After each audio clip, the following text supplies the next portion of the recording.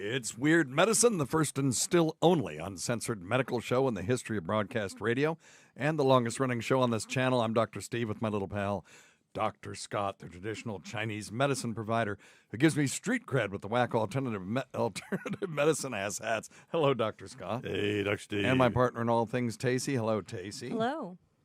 This is a show for people who would never listen to a medical show on the radio. If you got a question you're embarrassed to take to your regular medical provider, or if you can't find an answer anywhere else, give us a call, 347-766-4323.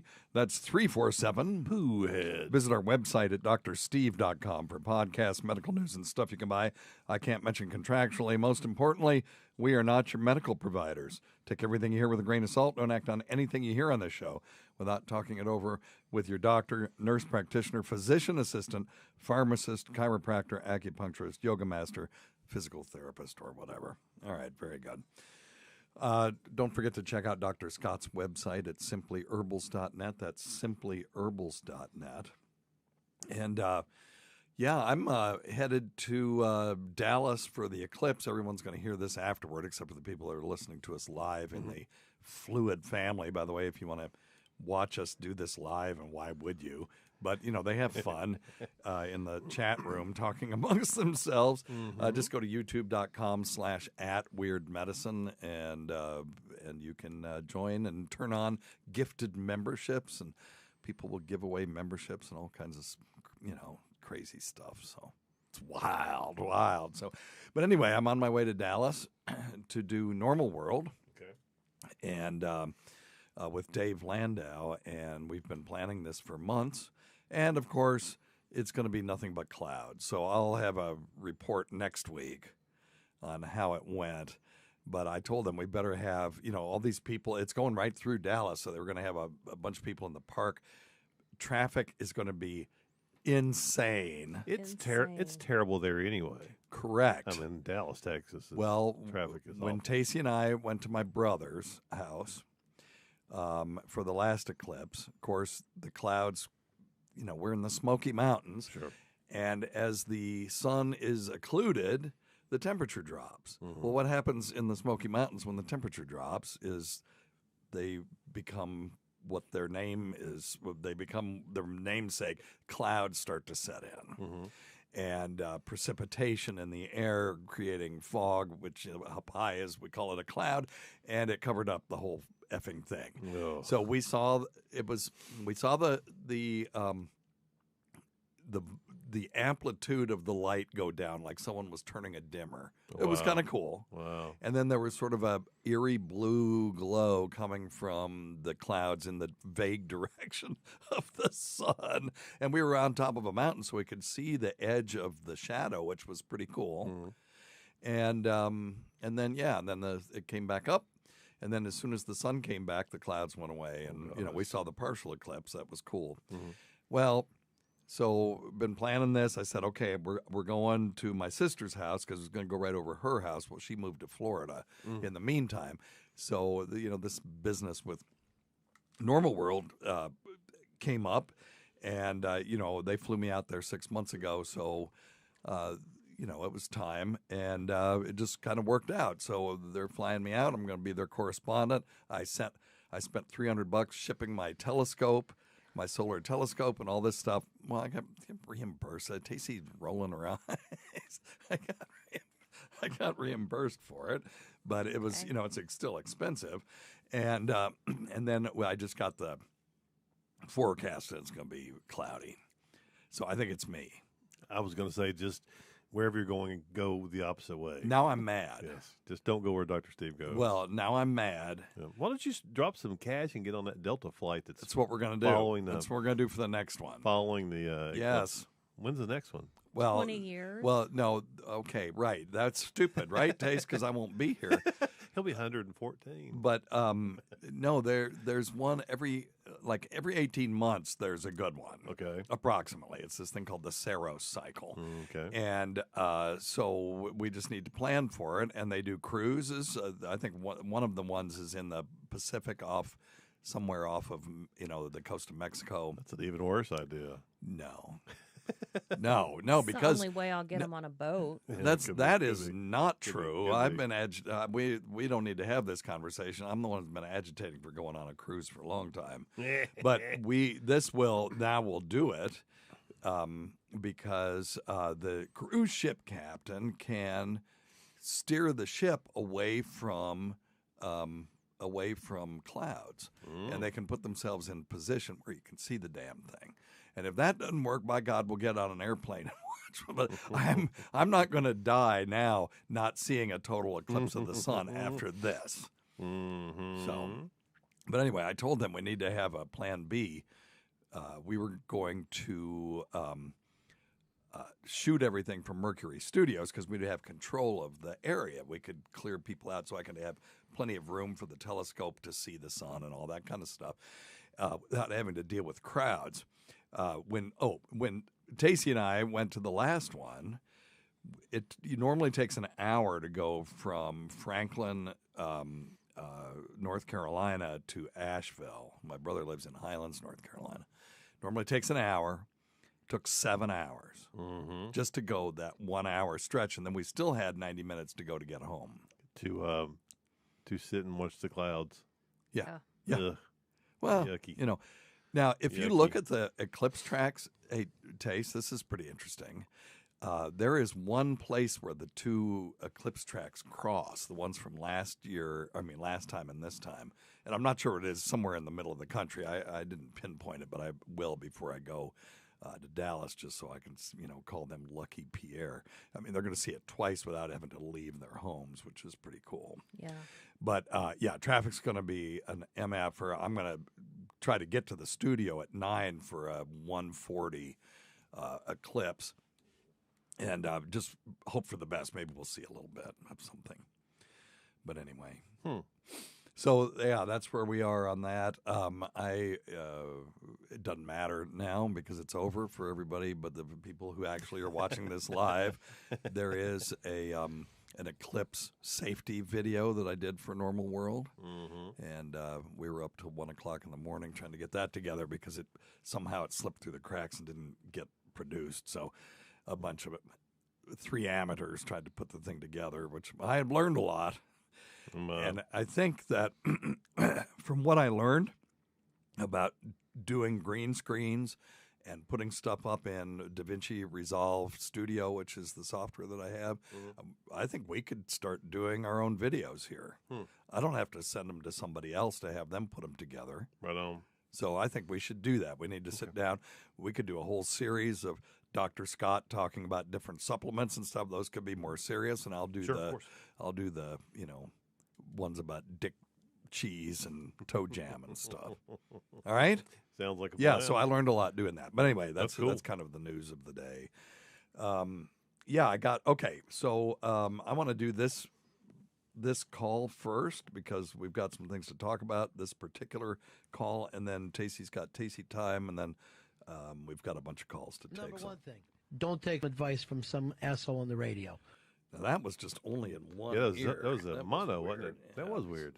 Let's try that again. Okay, Ronnie B. Number one thing, There we go. don't take advice from some asshole on the radio. Yep, old. I was afraid it was just me. No. I didn't want to say anything. I thought, oh, damn.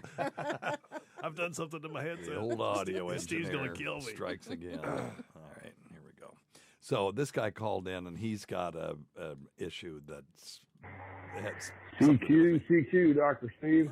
You asked me to call in to share Okay, so that was ham radio lingo. Never a mind. story that I sent you in an email in the interest of keeping this as short as possible. Thank you. I'll just read the email and let you run with its implications. Okay.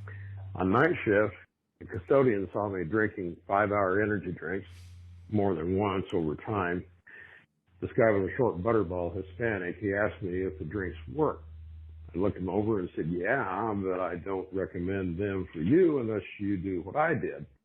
I then proceeded to tell him to get a calcium score and why. And I hate it when people don't listen to me. 3 months later, he dies of a heart attack. Yeah. Yes, he was using the energy drinks to kick himself in the proverbial butt. By the way, I too use modafinil. It makes me feel normal rather than jazzed. Helps me not die when driving. I have hypothyroidism, and like Casey, I want to choke doctors who say, your numbers are fine, Yeah. you are fine. Yeah. Well, take the story and run with it. Thanks, buddy. Yeah, a couple of things on that. Let's hit the Tacey thing. When you tell a patient they're fine and they don't feel fine, then your patients think you're stupid, period. Yep. Or that you don't care, Yeah. or you're just, a piece of shit or whatever. Yeah, asshole. So, and it's the same thing with low normal testosterone. Oh, well, your numbers are normal. Well, I don't feel okay. We got to remember that there are people that are at the lower end of the bell curve that are symptomatic and still need treatment. So, quit just blowing people off and sending them off without at least recognizing their illness if they have one. But anyway, so to the first part, this resonates on several levels. Number one, GVAC had a widowmaker myocardial infarction. That's where the main artery that separates from the left anterior descending artery of the heart, which is the main one, and the circumflex, that comes off of one branch, and there's blockage there. Then you have the right coronary artery, and you can have blockage there as well. But on his was right, it cut off two of his three arteries. He was right at the point at 50 where we were going to start doing things like calcium scores and making him go get a colonoscopy and videotaping it and all that stuff, and we were going to yuck it up. Yeah. And in retrospect, I really wish that we had gotten that done a little bit sooner. He might still be here today. So the calcium score is scored 0 to 200 is, fine. And then 200 to, I think, 600. Oh, gosh, I can't remember the scoring now. I should know because it affects me. Is a moderately high risk, and then greater than 600 is high risk for coronary artery disease. So I just had mine. Mine, when I first did it, probably 12 years ago, was 0. And then I did it 5 years ago, and it was 275. And I just did mine, and I haven't gotten the official result, but it was about 650. So your old buddy is probably going to have to get a cardiac cath. And this is a problem because, Dr. Scott convinced me to stop taking my statin. No, you weren't wrong. It was affecting me adversely, and I can't take my blood pressure medicine because it was killing me. So I'm in a little bit of a pickle. Yep. So there is this new stuff that's a triglyceride medication that actually reduces heart attack and stroke in people because that's all we care about. Sure. Right? Yep. The one problem with Zetia is it's an alternative to statins, and it has fewer side effects, but it doesn't reduce heart attack and stroke Gotcha. the way that statins do. And that's what we really care about. I don't care what my LDL is. No. What I care about is Feeling good. Well, yeah, not dying. Yeah. So there is this thing that is an omega-3 fatty acid. I'm looking for the name of it right now. Damn it, I should have had this up already. But anyway, it's derived from fish oil, is my understanding, and it is prescription only. And it is, I don't have high triglycerides, but it doesn't matter because it reduces heart attack and stroke in people who don't have high triglycerides. Okay. So I'm getting on that shit. Okay. I'm taking beetroot for my blood pressure. Mm-hmm. And I don't know what the mechanism is. Hopefully it's not the same as an angiotensin receptor blocker because that happens sometimes. Red yeast rice brings people's cholesterol down. You know why? Because it has a statin in it, a natural statin. Mm-hmm. So you have to be careful with some of these things. Supplements are medicines too. You got to report all of them. Yep. I've got to... I'm almost as bad as Ray Kurzweil. I've got this list of supplements, but they all are there for a reason. Sure, I'm not just taking shit for no reason. But the beetroot actually seems to be helping. My blood pressure was nice and low this morning, and it had been creeping back up. Are you taking it in pill form, powder, or liquid, or? Yeah, well, I'm beetroot? taking it gummies until my powder comes. I bought a Gotcha. capsulator, so I'm just Gotcha. going to make my own Gotcha. supplements. And but anyway, so but I'm doing this under the supervision of my primary, and who is a healthy aging, a geriatrician. God, how did this happen? How did it happen? I don't know, man. It Anyway. just seems to go so quickly. But it just it happened. So I may have to get a cath. We'll see, and I'll keep you in the loop on that, and I'll see if they'll let me videotape that. That is cool. Yeah, that is cool the way they do it. So if they'll let us do that, maybe I'll have you come and we'll bring the fancy video camera and we'll just put something together. It'd be nice. We know the people in the cath lab. Yeah, we do. Hell yeah, we do. Yep. So, Sounds cool. yep. Well, one of them teaches me Bengali phrases. So I'll have him do it. Or the one that we used to play music with. Yep. Yeah. Yep. Anyway, so that's my news. All right. So the calcium score, yes, get that, please. If you're over 50 and you have one risk factor, high blood pressure, family history, diabetes, high cholesterol, smoking, all of those will qualify you. And your insurance won't pay for it, but it's $50. It's $50 for me. Wow. And they have it all worked out. So you go into your My Chart and it goes, the estimated cost is $49. Do you want to pay? And you go, sure. And then you just pay it right there and you never have to worry about it again. So anyway, there's a couple of good things about the computer era. Anyway, all right. Questions, comments? Thank you. It's Tacey's time of topics. A time for Tacey to discuss topics of the day. Not to be confused with Topic Time with Harrison Young, which is copyrighted by Harrison Young and Area 58 Public Access. And now, here's Tacey. Well, hello. Hello. So I have two very short little topics today. All right. We'll make them long and boring. Yes. Okay. Scott One and I of will. them is the Lots of recipient of world's first pig kidney transplant has been discharged from Boston Hospital. That's heard effing amazing. I heard that. That's cool. 2 weeks after the surgery, they discharged him. He's 62, and he's going to finish his recovery at home. Wow. So he had a pig heart transplant. Pig kidney. Pig kidney. Kidney, yeah. Oh, okay. Because there is The a genetically pig modified to kidney. heart. Yeah, but it's a genetically modified kidney, I would assume. Okay. Is that right, Trey? Is that right, Tace? It was that genetically modified kidney, I I think. basically read the whole article. It was just that. Okay. It was like just a snippet, so I don't know the specifics on it. Okay. Wow. Yeah, because they did the genetically modified kidney, but used it in a person that was brain dead Yes. Okay. on a ventilator, Yes. and kept him alive and seemed to do it pretty well. First living recipient of a genetically edited kidney transplant. So what they're Yeah. doing is so do you know about this? Is it genetically edited to turn off the HLA markers so that the person won't Reject it? That's my understanding. So yeah. do they have to take rejection drugs? Surely to God they You do. would They think still so. got a pig You would kidney in think so, there. yeah. Unless they're able to take the person's stem cells. And I don't see. I don't anything think that, about but I would assume they still have to take the anti-rejection medicines. okay. So Would think.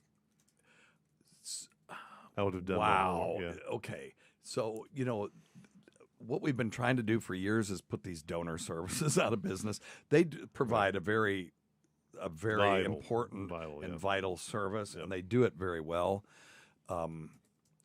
But they raise some hackles some places because they can be very aggressive and with their pitch.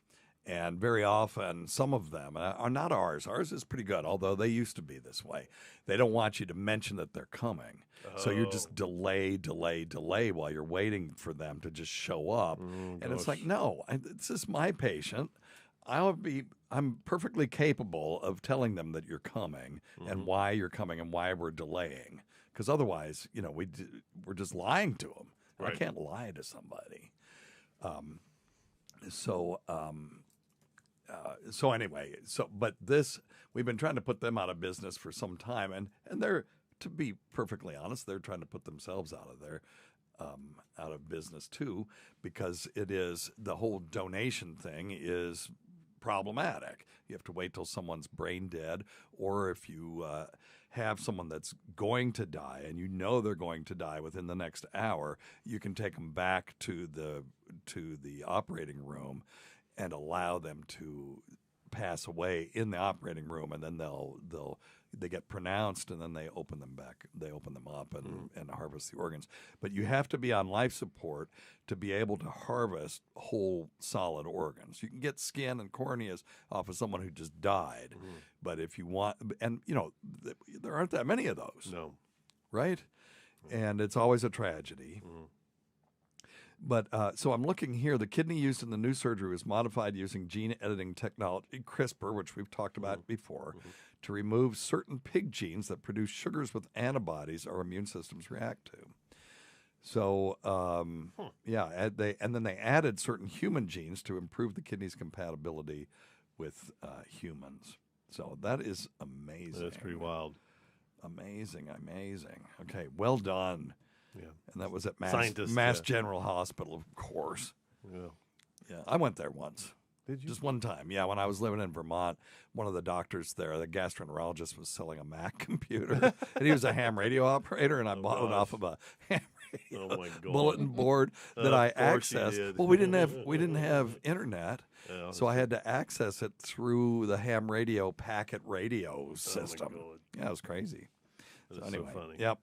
I met him right at the door, and he gave it to me. I turned around and drove home. Thanks a lot. But it was pretty cool. It was an amazing place. You could just tell it was buzzing with academic knowledge. You know, what's going to be interesting is to see if they can, how many of these pig kidneys they can do gene editing on, and how quickly, you know. No, you just start making them. Yeah, that's and what then I'm assuming that they're still tasty, so they can. Goodness. Well. I'm just saying they wouldn't just harvest the kidneys and then throw the rest of the poor pig away. Well, I guess I was just wondering if they can actually do it without having an actual inside of a pig. Yes. Like do it in that's the eventual goal is to 3D print organs. Right. Now you can 3D print scaffolding now, and then you got to get ears. Well, and to be clear, like for ears and noses are mostly cartilage. You can 3D print those things. Well, there was a guy that got in trouble. You watched that show, didn't you, Taste, where he was 3D printing, I think, tracheas. We saw that. And then seeding them with human tissue and saying, it'll grow. Yeah. And it didn't turn out so well. No. So I don't know if he was 3D printing or using cadaver cartilage, but anyway. That's Dr. Death. I want to say cadaver. Could have been. And then putting the person. I can't remember. And then was injecting with the person's like stem cells or something. Right, and saying, it will grow. And then, it didn't. But I had, I've seen a couple of patients that had 3D printed jawbones. Like if they had head and neck cancer and they had to remove the bone, and they just 3D print it and slap it in there. Well, you got to figure they probably are doing it. And I don't know this for sure, but I would assume that, like the neurosurgeons that do cranies, or if they have to replace a part of the scalp, that's kind of what they do. Yeah, I've seen that. Yeah. Keep talking for a second. So I'm looking up for rejection. Yeah, but you know what I think is going to be next? A lot of those 3D printing technologies are going to be used for total knees and total hips to make those surgeries a lot less painful and to allow people to heal much more quickly. Yeah, and they're already pretty close. Yeah, I'm looking at the actual story that was published in Scientific Bulletins. Oh, okay, this was September of 2023. This is actually a Chinese research group, and so this gene editing changes. It makes the pig kidney more acceptable to the body, but there's still some risk of rejection. So it says conventional immunosuppressive therapy has not proven fully effective in preventing the immune response to pig xenograft. Okay, that was before. And so with this new thing, apparently it is successful. So looks according to this, and I don't know about the Mass General, but if you'll write it down, I'll find out for next week. Okay. it looks like they're still having to give them anti-rejection drugs. That would be too good to be true. Yeah, that it would would be be, You know, for sure. but yeah, I see eventually this will be happening, and 3D printing of organs will be an amazing advance. And then the only thing that's after that is just what is the thing that that Star Trek uses? What do they call that thing that just makes whatever they want? Like Earl Grey. What is that thing? Not the transporter. It's What's not wrong the with me? simulator, is it? No. Shit. Well, anyway, that would be the next thing. Don't look at me. Yeah, I'm looking at you. But I'm not looking for answers. You knew better than that. Anyway, that's a good one, Tay. So we'll find out more about that. I should have read up on it before we started yapping about it. But anyway, it's a good one. Good one, Taze. Congratulations to Mass General and, more importantly, this patient Yeah. who's walking around with a dang pig. Who's giving it a go? Yep. Now, if you are adverse to pork, then would you turn this thing down if it was offered to you? You mean like if you're a vegan? Or, yeah, well, I mean, listen, vegans should be okay with transplants because they're made of meat. They just don't eat meat. Maybe. But I'm thinking if you had a religious, reason for That's true. being Very true. adverse to pork, because, there are groups that are adverse to blood transfusion and stuff like that. So I just wonder what the position is. As technology changes, you have to start making a decision about some of these things. I wonder why they, just out of curiosity, I don't know if you'll know this or something, but I wonder why they use the pig kidneys because they're pretty similar to the human kidney. Yeah. But why not like an ape kidney or gorilla? Well, I can don't you know. imagine a lab where they've got a bunch of chimps and they're just harvesting their organs, the nightmare public relations Yeah, that would right. be. You're probably right. Yeah. So people are used to us using pigs for stuff. I really think that's got a lot to do You might with be it. right. Yeah. But anyway, Interesting. all right. Okay. Thank you, Topic Tace. number 2. Viagra may help reduce Alzheimer's risk, study suggests. Yay.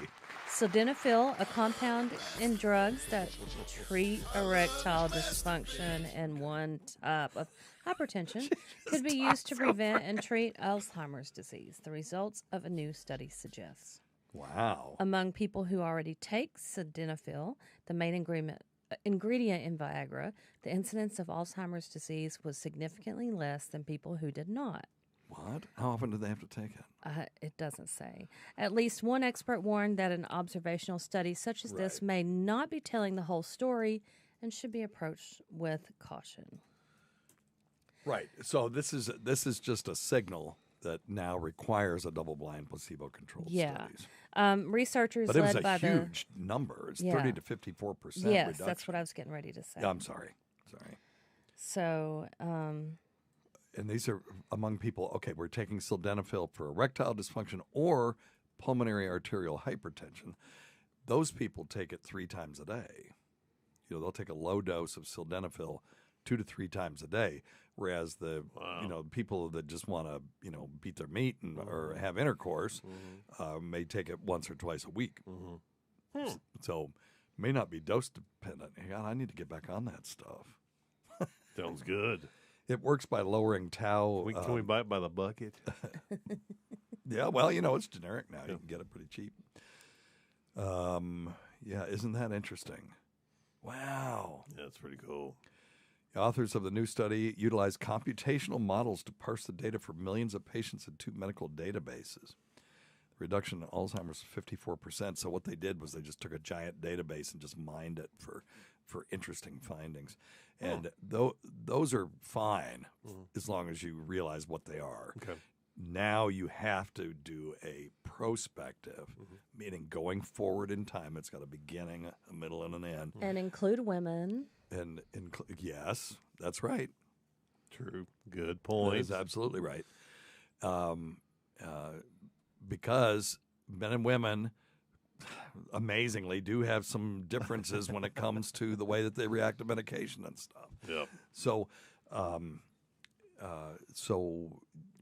we need to go forward in time with matched cohort with a placebo, and follow them over, a 5-year period, and you should have enough data if you have enough people in it to see, and then decode it at the end and see if there's a statistically significant difference. If it is 50% reduction in Alzheimer's in people who are taking that, that's the number one. Pfizer will rebrand this drug, so that they can sell it again, and it will be huge. Yes. And we'll all be walking around, not having dementia, and all having big, giant, meaty erections, and blood flow to our nether regions if we're not, if we don't have male genitalia.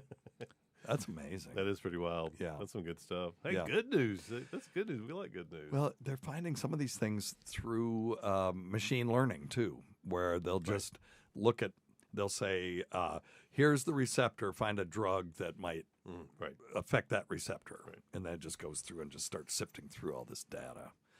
And, very interesting. Okay, good. That All it, right, Taste? that's all. Okay, well. Give thyself a bell. Suck it. Yeah, I was gonna say I've got to agree with that, Mel. Yeah, that was a good one. That's legit. Yeah. All right. Well, hello, Dr. Steve. This is Danny there from Edmonton. How you doing? Hey. I've got a question for you. Okay. Okay, never mind. I'm sorry. Good day, mate. I'm sorry. Uh, No, that's my what. com- What was What that? just happened? I'm Being doing stupid. Just being stupid. The Bob and No, it's Tom not Mom. It's not. McKenzie. Oh yeah, Bob. Tom. No, it's not McKenzie, Bob yeah, and Tom McKenzie. What the yeah. hell? No, it's the brothers. Yeah. It's the McKenzie Yeah, brothers. McKenzie though, brothers, right? yeah. Anyway, all right. Whoa, you hoser. I've got a question for you. Sorry. Poor guy calls from Canada. And With then, a of legitimate course, question. typical, well, your money ain't worth nothing. And Well, hello, Dr. Steve. This is you watch the Great White North on SCTV? It's just ridiculous. I'm sorry, man. Danny there from Edmonton. How you Hey, doing? Danny. Yeah, good, man. I've got a question for you. My cum, it doesn't taste as nice. Okay, I'm sorry. I take it all back. We meant every bit of it. Everything we just said was correct. Danny Agreed. Dare. Danny Dare.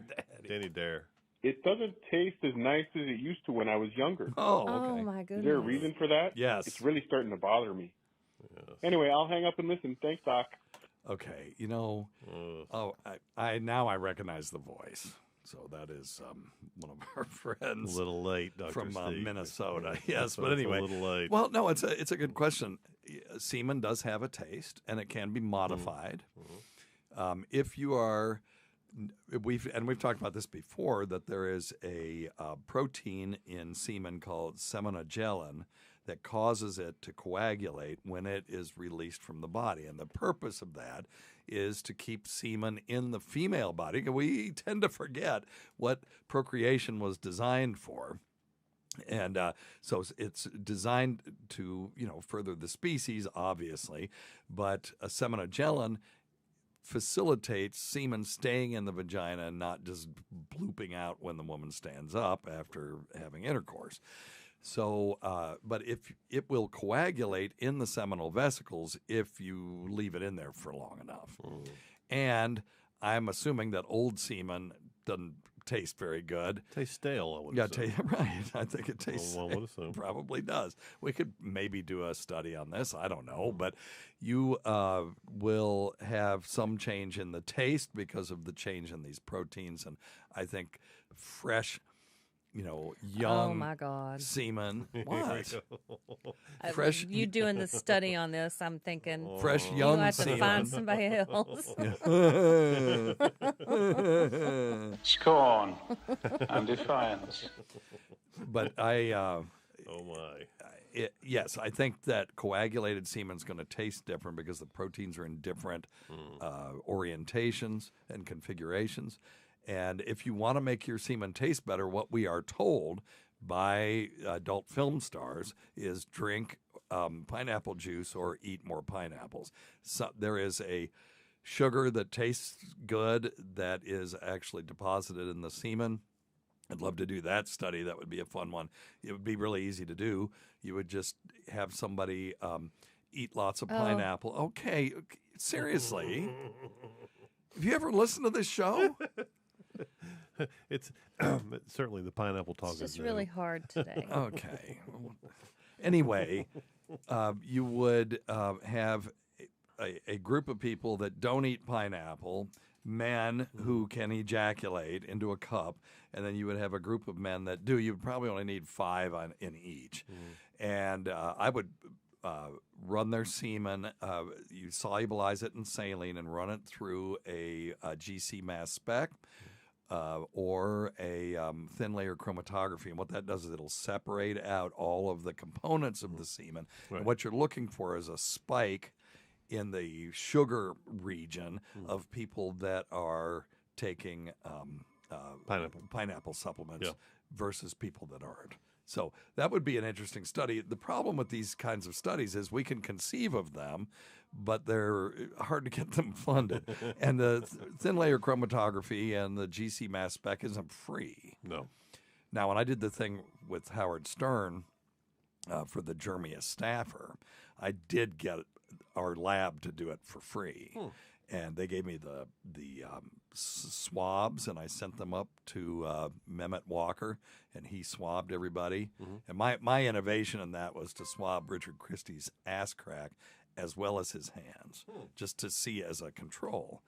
And when we got it back, we took them to the lab, and they plated everything, identified all the bacteria that were on there, and they gave me a report. Didn't charge us anything. Wow. And I sent all of that to Mehmet. And the crazy thing was Richard Christie's hands were more disgusting with E. coli than his ass crack was. So anyway, all right. Good old Richard. All right. Let's do this one. Hi, Dr. Steve. I have a question. I'm wondering why, when you get a total knee replacement, do they want you up and walking like hours after surgery? Like, Right. within 2 or 3 hours after surgery, they want you up and walking. I'm sure it has something to do with. I'm going to say this. It didn't used to be that way. That is a No, more this is way recent new, way innovation. Yeah. They used to have you in bed, and they had this Bender. this sort of knee weird extender, yeah. track thing that was they'd awful. fix your foot in, and it would flex and extend your knee. Blood clots, but there's got to be more to it. But I'm also a reverse shoulder replacement. I'm due for one of those as well, and doctor told me I'm gonna have to wear a sling for 6 to 8 weeks or immobilizer, with very little to no movement of the shoulder at all. Correct. What's the difference between the two now? Yeah, that's a really good question. I'll give my sort of Reader's Digest thing, and then Dr. Scott deals with this stuff every day. Sure. So the way I dope this out is the knee's a very simple joint. It goes up and it goes back. It goes up and it's back. It's just a hinge. Yep. The shoulder is vastly more complex. It has to rotate in all these different directions. And the rotator cuff itself is extremely complex. I remember trying to memorize that shit. The origins the and the origins and the insertions of all those stupid muscles in the shoulder. And I assume that that's why. Now I know that when you break your humerus, they'll use a sling and swab. They just hold it next to your body for 6 weeks. So those two things are probably related. But anyway, Dr. Scott, what do you think? Yeah, so the total knee, first of all, they used to use big, long metal spikes that they drove down into your tibia. They were long and painful, and that was part of the reason why it took so much effort. The intramedullary nails, or are you talking about when they do the knee replacement? Right, on a total knee. Yeah, I'm sorry. Yeah, on a total knee. So what they would do is they'd cut off part of your upper leg, part of the tibial bone. And then they'd drill down. They'd literally hammer in with a big mallet. A big mallet, and with a big spike and a cap on top of the knee. And now it's really traumatic to the knee. It's really traumatic to the entire lower extremity. Yeah, and caused a lot of pain. I actually had a guy that had a disease called ankylosing. Ankylosing spondylitis. Yeah, and his bones were profoundly hard. The surgeon actually broke his mallet trying to hammer in this spike into his knee. And he had terrible swelling. For like 18 months, he had just awful swelling in his lower. Just very traumatic. So the newest total knees is really kind of interesting. They've kind of figured out that the old total knees, they used to do this the cut right on the middle of the knee. You could see it just perfectly, and that was another problem because when you bend and flex your knee, that skin is tight and it's scarring. It can be really painful. What they're doing, or not all of them now, but a lot of these guys now are doing a cut towards the medial aspect, so the tension on the inside, right on the inner part of the knee. And they're not having to do this massive spike down the knee. Now, there's actually one surgeon here locally that doesn't even use a spike at all. Now, there's another guy that uses a spike that goes into the top of the tibia that's not even a full inch long. They do just like little pegs or something? It's the one is just little tiny pegs, almost like it's I can't. So they have to have a jig to put on the knee and then drill their holes in the right place. So when they put this thing on there, it fits just perfectly. Tiny, and it doesn't. And then they use cement. Yep, and then what they do is the reason it's crazy. So there's very little trauma to the knee, and very little trauma to the lower extremities. And so what they want you to do is immediately get up and start walking, so that thing will seed a little bit, with the load of your weight. And it also helps to increase blood flow and muscle tension. Okay, so that's what's give you a bell for that. You deserve that bell. Oh, thank you, Tace. You're so sweet. Because the joint serves a different function too. Yeah, totally different. The shoulder is there to sort of transport the hand in different places, whereas the knee is there to support weight and then allow you to transport the whole body. Yeah, and the shoulder's a whole different animal. I mean, you just think about the little nerves and little vascular bundles that go through there. I mean, it's a really, really difficult joint. And what we see is the shoulders for us are really the hardest things that we treat post-surgically. Yeah, as far as pain-wise. Yep. Golly, and then they kind of figured out that doing a reverse total shoulder, because it used to be a total shoulder, just like a total knee or total hip, where they cut the bone off and they'd put this spike in with a ball in there and they plop it back up into the shoulder capsule.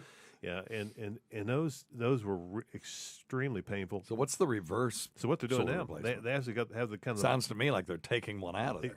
They actually flip it, so the flat part is like the bone, and they have the ball like up in the shoulder capsule itself. So when it goes up, it's really it seems to heal better. Yeah, it seems to heal better. Yeah, it's just a whole different. They literally flip the parts of the anatomy. Really? Yep, it's crazy. How does that work?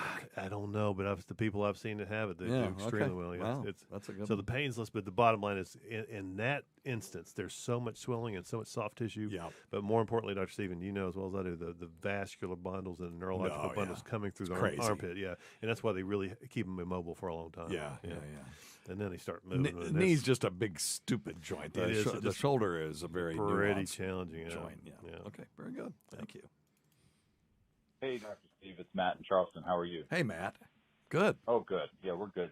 Yeah, good. Hey, okay, listen, let me try that one again. Dr. Steve, it's Matt in Charleston. How are you? Hey, doing good, man. How are you? Oh, good. Yeah, we're good. There you go. Hey, listen, I have a quick question for you via my wife. Okay. I'm curious, where does mucus and snot come from? Okay. And why do we have it? What is its purpose? How do we make it? Why is there so much? Yeah. Obviously, we're dealing with some congestion in our house. Okay. Thanks for your help. Well, I mean, mucus comes from it's mucous membrane, bro. So everything in the human body has to. I mean, we can't transport stuff across air in the human body. So cells have to get from one place to another through fluid. And to allow that to happen, so we have fluid in the interstitial fluid, which is between the cells and in the cells, and then we have extracellular fluid, which is like blood and stuff like that. That's outside of the cells, and all of these things help to transport things from one place to the other. We just really don't have a way to do it otherwise. And mucus serves a lot of different purposes. One is just pure protection. Tacey, you want to talk about mucus in the stomach for a second? You're an expert on that. No. Okay, fair enough. I don't care. I don't care. So mucous membrane in the stomach has things, contains proteins and prostaglandins and other substances that would protect the stomach from stomach acid so it's not digesting itself. And then the mucus in your mouth keeps, if you've ever had dry mouth, you notice that your teeth start to go bad. and because they need to be constantly washed with fluid, and stuff collects in your mouth and all that stuff. So that's why we have saliva. Saliva also has enzymes in it that help to pre-digest carbohydrates. So if you take bread and you chew it up and just keep chewing it and chewing it and chewing it, and you leave it in your mouth, it'll start to turn sweet because it's turning the enzymes in your saliva are turning that bread into sugars. So so it's transporting enzymes, but also facilitating swallowing of food and that kind of stuff. Now, in the nose, it's a little bit different. My hypothesis has always been that, sadly, I have to use a teleological explanation, where there's purpose, where no purpose actually exists. But it was sort of designed to get antigens out of your nose. One of the functions of the nose is to trap dust and allergens and pathogens and stuff like that in the vibrissae of the nose, and the mucous membrane will also stuff sticks to it like flies on fly paper, and then if it is a particularly repugnant antigen, then it will stimulate a histamine response. And when histamine, and here this gets to the second part of his question, where does it come from? Histamine will allow the transport of hyperfiltrated blood, aka water, basically, with some proteins in it that make it sort of gushy, from the capillaries to the outside world. So the capillaries open up, and this is why you get congestion as well, because when the capillaries open up, the volume of fluid in your nose increases, so that decreases the airway space, and then this ultrafiltrated blood that has no red blood cells in it, and that's why it's clear, is excreted across the membrane, and then it starts flushing stuff out. And this happens in the lungs as well when you have pulmonary congestion. And it can also happen, but this is not really mucus, when people have congestive heart failure, but that is a pressure problem. That's where it's like a pipe, not a pipe, a pump that has gotten overprimed, right, and it backs up, and the pressure is so high in the capillaries of the lungs that that fluid is secreted into the lungs, and it decreases the ability to transport oxygen from the outside to the inside, and you get short of breath, and then it can be a vicious cycle. But that's basically congestive heart failure. But what he's talking about is the response to allergens in the nose causing histamine response and other things. That's why you take an antihistamine. And if you want to get rid of congestion in your nose quickly, you can take Afrin, which is oxymetazoline. Be careful because it is habit-forming. But if you use it, you'll notice it works almost right away because it's a vasoconstrictor. It constricts the capillaries in the nose, and when that happens, it's the opposite. You have decreased volume of fluid in the tissues, and then the airways open up. That stuff's like magic. You could use it Simply Herbal's nasal spray. Wash that shit out, man. Well, you could, yes. Literally wash it out. Absolutely right. It out, yeah, you can. That's another option. You can wash the allergens out, and then you're just. That way, you're doing the body's job for it. You're helping it. Yeah, you're helping it. Correct. Yeah. So if you spray that, I've sprayed that stuff up there, let it sit for a minute, and then just blow it back out again. And that very often helps, particularly during periods where I've gotten into pollen or something like that. And then the other thing, and Dr. Scott would rather that you use his product at simplyherbals.net, but I really like the Navage. I like the Navage too. The Navage is an electric neti pot where you don't have to look as stupid doing it. Well, just Google. I might disagree. I think it's worse. Don't you? No. It looks like you're being attacked by an alien. Go Google neti pot, Google image neti pot, and all those people look stupid as hell. I know it feels good and it works, but you just look like an idiot. Whereas this thing looks like you've just got a medical device attached to your face. So, well, I know. You all decide on your own. Yes. Look at it, and whichever one you feel least stupid doing now. The neti pot's a lot cheaper, but use distilled water and use saline. Do not use just. But nasal lavage, I think, is far superior to washing the crud out. Correct. Yeah, Correct. Either way, however you do it, but use distilled water. You don't want amoebas and other things, paramecium getting up in your nose, and amoebic encephalitis can be fatal. It's very hard to kill once they get in there. Be careful with hot springs if they're not hot enough, too. And fresh water, when you dive down and you get that stuff up in your nose, just make sure that you're in an area that's known to be safe with their fresh water and they've never had any amoebic encephalitis cases. Right. I don't swim a whole lot in fresh water anymore. Salt water, no problem. No. Give me a shark any day. Right on. Because they're going to leave me alone. Those stupid amoebas just. Ooh, I said brains taste good. All right. So, let me see. Well, I'll tell you what. We don't have a whole lot of time left, so I'm just going to kill some time. Get your calcium scores done if you're fit. What have we done today? Get your calcium scores done if you're 50 and you have a single risk factor. That'll be anywhere between $50 and $150.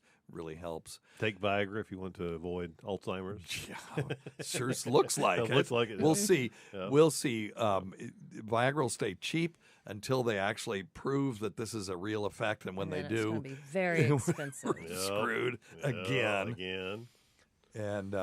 And then you just go from there. Well, listen, thanks. Always go to Dr. Scott. Thanks, Tacey. Thank you for Tacey's time of topics. Dr. Scott, thank you for what? I don't know what. Thanks to everyone at SiriusXM whose steadfast support of this show has sustained us over the years, particularly Lewis Johnson, Jim McClure, Sam Roberts, James Norton, Travis Teff, Troy Hinson, Paul Ovcharsky, and Roland Campos. Until next time, check your stupid nuts for lumps. Quit smoking, get off your asses, and get some exercise. We'll see you in 1 week for the next edition of Weird Medicine. Thanks, everybody. Goodbye. Thank you. All right. Now let's